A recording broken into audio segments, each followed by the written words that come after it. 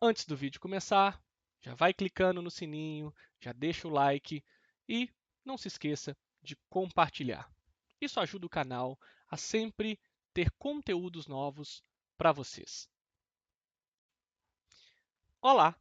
Dando continuidade à nossa disciplina de ciências, vimos na aula anterior que os elementos químicos, ou seja, os átomos, eles possuem a capacidade de se unir entre si, formando moléculas.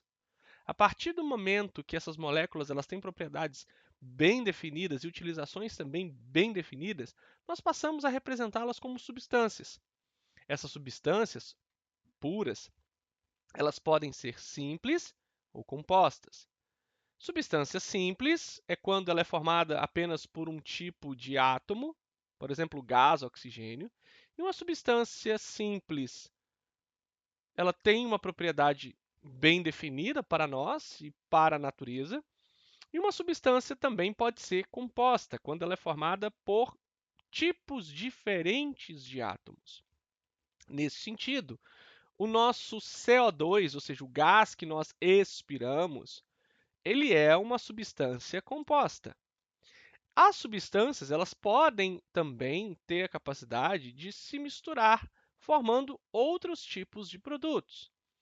A partir do momento que duas substâncias se misturam e nessa mistura nós não conseguimos separar as fases, ou seja, pegamos um exemplo básico da água e do álcool. Ambos possuem uma característica de serem transparentes.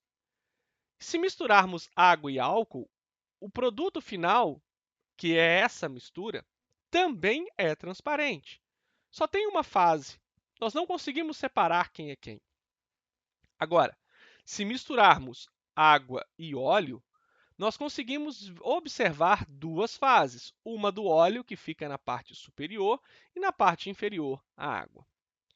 Mas, além da capacidade de se misturar e de formar outras misturas, os elementos químicos ou as substâncias, as moléculas, elas passam por transformações ao longo do tempo de sua existência, podendo ser essa transformação de forma natural ou provocada pela ação do homem.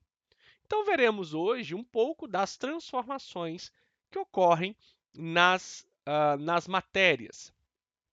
A transformação da matéria ela pode ser dividida em dois universos. Uma transformação física. A matéria ela não perde a sua propriedade. Então, se pegarmos uma lata de alumínio e derretermos o alumínio, teremos alumínio líquido, mas continua sendo alumínio. Se pegarmos a água e congelarmos a água, nós temos água congelada ou água no estado sólido.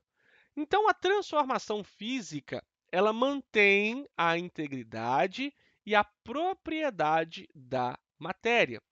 Ela continua sendo exatamente aquilo que ela é. Apenas mudamos o estado físico. Já a transformação química, ela altera a natureza da matéria. Então, nós temos a madeira. Se a madeira tem uma dureza, uma resistência, nós estamos dizendo que a madeira está no estado sólido. Só que nós não temos madeira líquida. Ao queimarmos a madeira, ela vira gás, CO2, né? E outros gases da queima da madeira. Então, alteramos não só a mudança de estado, mas também a natureza do elemento. O carvão é diferente da madeira. Alguns fenômenos que também podem ocorrer na matéria, por exemplo, fenômenos químicos, que são aqueles que ocorrem quando há alteração na composição química da matéria, ou seja, quando há formação de novas substâncias, com rearranjo dos átomos, e os fenômenos físicos, que são aqueles que não alteram a composição química da matéria, como dito anteriormente, e não há formação de novas substâncias. Nesse sentido, podemos ver alguns sinais que identificam um fenômeno químico, como, por exemplo, mudança de cor, a efervescência, que é o desenvolvimento daquelas bolhas em um líquido, a liberação de energia na forma de calor ou luz, a formação de um sólido ou a produção de fumaça. Guardem que os fenômenos químicos formam novas substâncias e os fenômenos físicos não formam novas substâncias.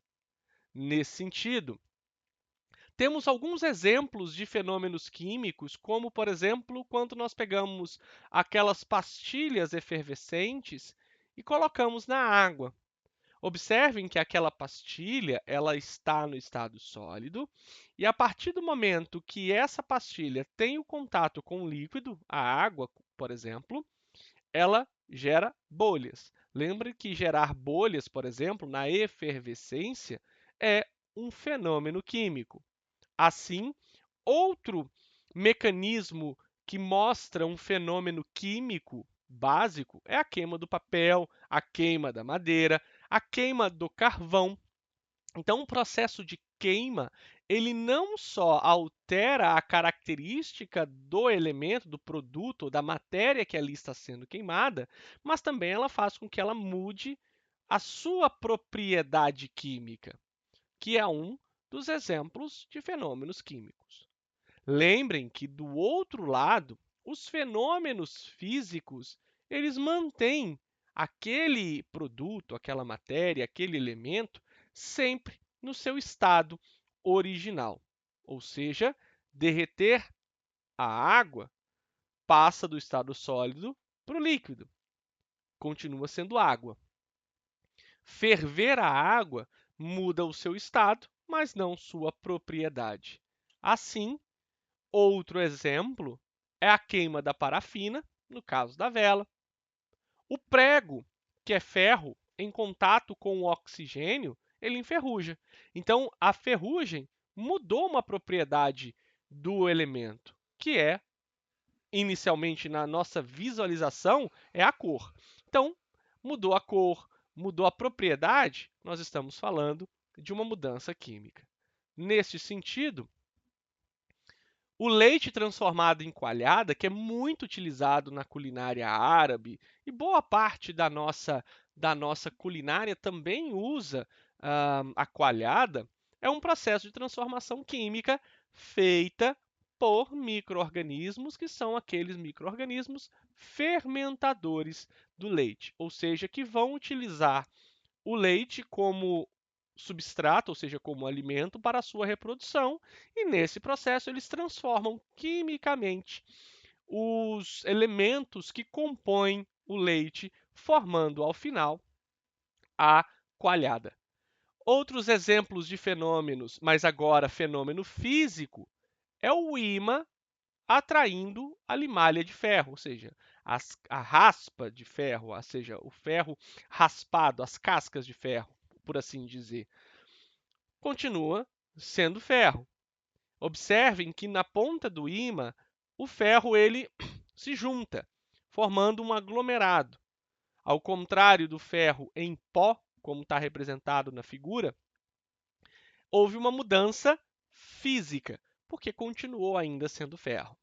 Outro exemplo que é muito comum quando chega-se o período frio, onde começa a mofar muito as roupas e às vezes temos também inseto digerindo tecido ou a madeira, a traça, por exemplo, ou o cupim, é muito comum irmos ao supermercado e comprarmos este saquinho com estas pastilhas esbranquiçadas que chama-se naftalina, ou seja, naftalina é o nome de um produto derivado do petróleo em que observamos que essa pastilha ela vai diminuindo de tamanho ao longo do tempo. E que quando nós chegamos no ambiente onde tem naftalina, nós sentimos o cheiro muito forte desse produto. O que aconteceu então com a naftalina que estava no estado sólido? Ela passou por uma mudança de estado físico, ou seja, ela foi do estado sólido para o estado gasoso, sem passar pelo estado líquido. A este processo, em que todo e qualquer elemento sai do estado sólido e vai para o estado gasoso, sem passar pelo estado líquido, chamamos de sublimação. Exemplo também do papel. O papel no estado sólido vai para o estado gasoso sem passar pelo estado líquido. A madeira, a mesma coisa. Tudo isso representa uma mudança de estado físico da matéria. Muito obrigado!